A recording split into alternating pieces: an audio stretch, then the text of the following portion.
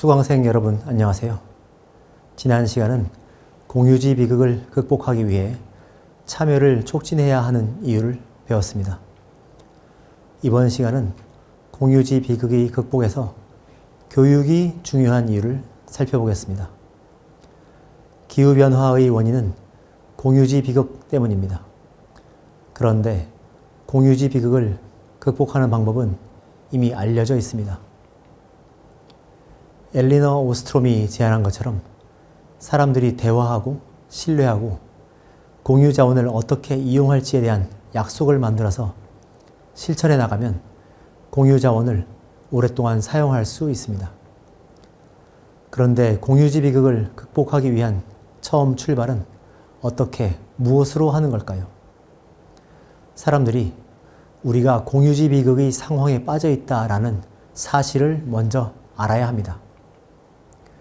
사람들이 이런 사실을 인지하려면 누군가 이 사실을 알려줘야 합니다. 그래서 공유지 비극의 극복을 위한 교육이 중요하다는 이야기입니다. 그런데 불행하게도 교육도 일종의 공공재입니다.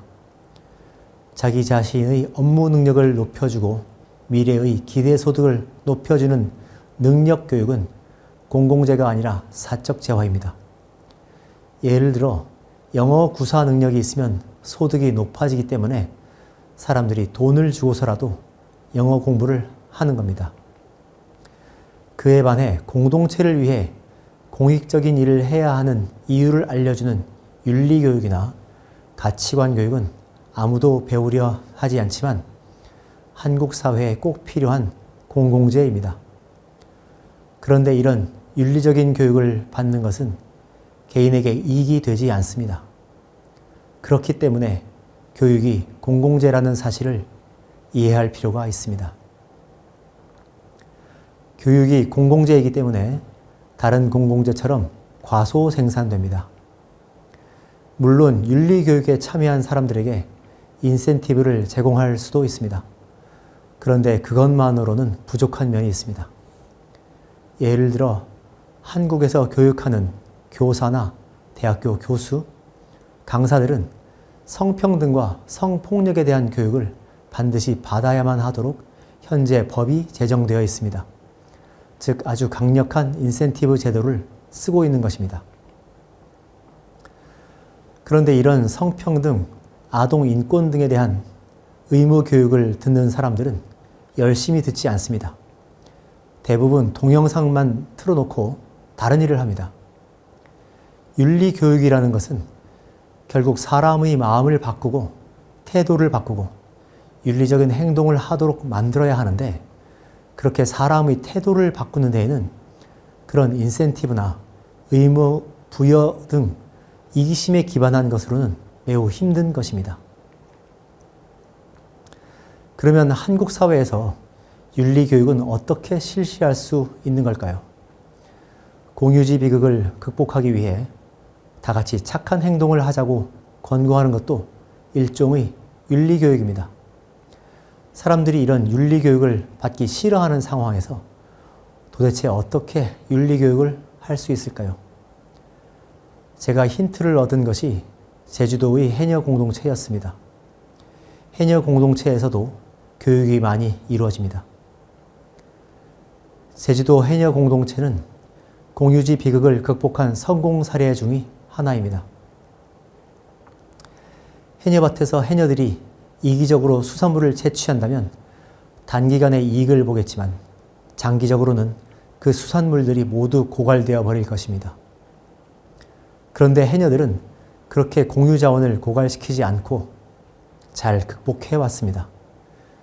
그것을 극복한 비결은 여러 가지가 있는데 그 중에 교육이라는 것도 매우 중요했습니다. 제주도 해녀 공동체에서의 교육은 한국이 학교에서 하는 교육과 완전히 다릅니다. 그래서 공유지의 비극을 극복하려면 해녀 공동체의 교육으로부터 배울 필요가 있다는 이야기입니다. 제주도 해녀 공동체의 교육이 한국 학교의 교육과 다른 점은 교육을 하는 선배 해녀들과 교육을 받는 후배 해녀들이 생명 공동체로 이어져 있으며 함께 육체 노동을 한다는 것입니다. 서로가 서로의 목숨을 살려주는 관계입니다. 바다는 위험한 곳입니다. 바다는 수산자원을 제공하므로 좋은 곳이기도 하지만 위험한 곳이기도 합니다. 해녀들이 물질을 하다가 죽을 수 있습니다. 그렇게 자기가 죽을 수도 있는 상황에서 살려주는 사람이 바로 동료들입니다. 그렇기 때문에 해녀 공동체는 가족보다 더 끈끈한 인간관계로 맺어진 것입니다. 바로 그렇게 나의 생명을 구해줄 정도로 끈끈한 인간관계에 있는 사람이 나한테 이렇게 해야 한다, 이런 규칙을 잘 지켜야 한다 라고 말하면 그 이야기를 잘 따르게 되는 것입니다. 그것에 반해서 한국 학교에서는 지금 윤리교육을 어떻게 하고 있습니까? 심지어 윤리 과목도 모두 객관식 시험으로 교육하고 있습니다. 누구는 공부를 열심히 해서 윤리 과목의 시험에서 100점을 받을 수 있습니다. 그런데 윤리시험 100점을 받은 사람이 착한 일을 많이 할까요? 시험을 객관식 시험으로 본다는 것은 윤리교육이 목표로 하는 공익적 태도 향상에 큰 관심이 없다는 것입니다. 그렇기 때문에 공유지 비극을 극복하려면 윤리교육을 이론교육으로 해서는 안 되는 것입니다. 제주도 해녀 공동체가 하는 것처럼 인간적인 관계를 먼저 회복해야 합니다. 그런데 지금 한국 학교의 교사와 학생들이 그런 인간적인 관계를 맺고 있을까요? 서로가 서로의 목숨을 지켜주고 삶을 돌봐주는 그런 인간적인 관계를 맺고 있을까요?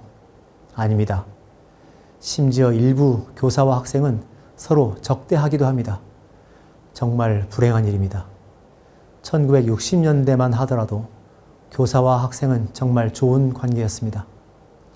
스승님의 그림자도 밟지 않는다고 하면서 학생은 스승을 존경하고 스승은 학생을 사랑으로 가르치는 관계였습니다.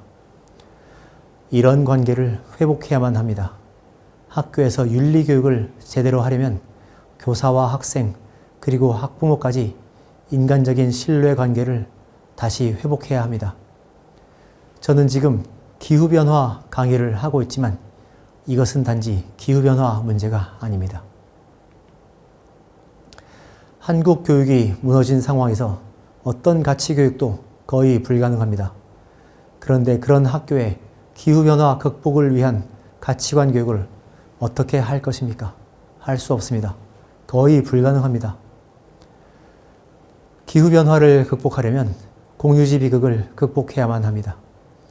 공유지 비극을 극복한다는 것은 사람들이 모여서 함께 대화하고 서로 신뢰하고 약속을 만들어서 착한 행동을 많이 하는 것입니다.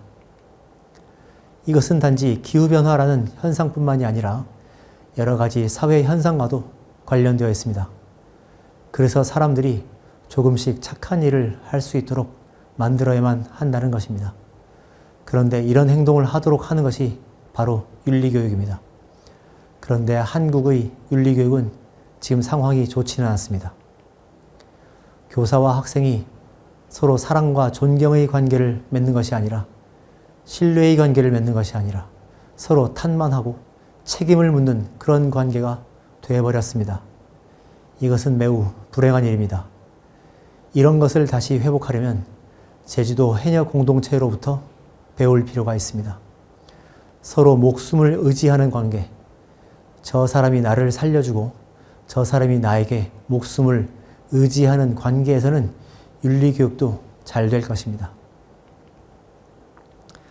그렇기 때문에 기후변화 교육으로 기후변화를 잘 극복하려면 먼저 한국 사회에서 신뢰를 회복하는 것이 더욱 중요합니다. 그래서 사람들이 서로 사랑과 존경의 관계를 맺도록 하는 것입니다. 그럼 이것을 어떻게 할 것이냐고 물으면 또 되돌이표 같은 것입니다. 결국 모든 사람들이 각자가 조금씩 노력해야 합니다. 물론 그 약속을 새롭게 만들어가는 것도 중요하고 그런 착한 일을 좀 더 권장하기 위해서 참여소득을 지급하는 것도 필요합니다. 하지만 그렇게 제도만으로는 될 수 없는 부분들이 있기에 각자 모두 노력을 해야 하는 것입니다. 서로 조금씩 한국 사회를 위해서 착한 일을 더 많이 하는 그런 문화를 조성해 나갈 때 기후변화도 적응을 할 수 있고 좀 더 살기 좋은 나라를 만들 수 있을 것 같습니다. 한국의 기후변화와 생태경제 강좌는 여기서 마칩니다. 감사합니다.